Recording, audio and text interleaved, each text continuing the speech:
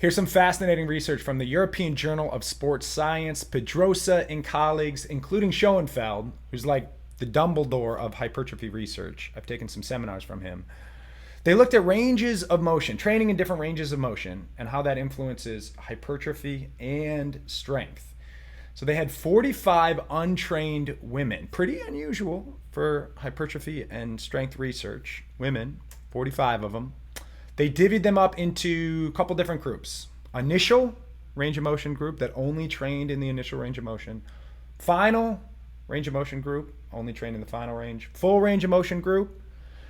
Varied range of motion group that alternated between the initial range of motion and the final range of motion. And a control group that didn't train at all.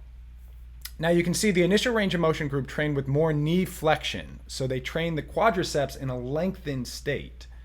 The final range of motion group trained with the straighter leg, some more knee extension. They trained the quadriceps in a shortened state.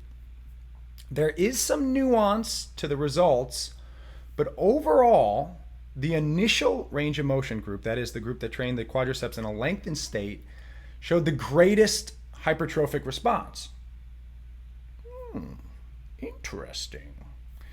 Strength is a little more in line with what you would expect. The initial range of motion group got stronger in their initial range. The final range of motion group got stronger in their final range.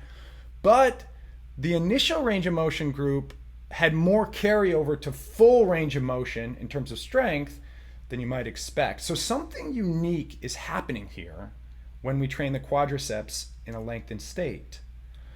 Now we have to be careful about extrapolating this too far beyond the research. I know there's similar research with the triceps. We don't know that all muscles respond this way.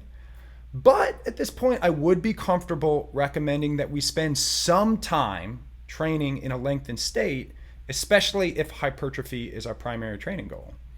So I've been doing some finishers, maybe a little overhead tri presses, maybe a little bicep work in that lengthened state, maybe a little pec fly in that lengthened state. Couple advantages. One, you can use a slightly heavier load than you would if you were training through a full range of motion. You also get a sick pump.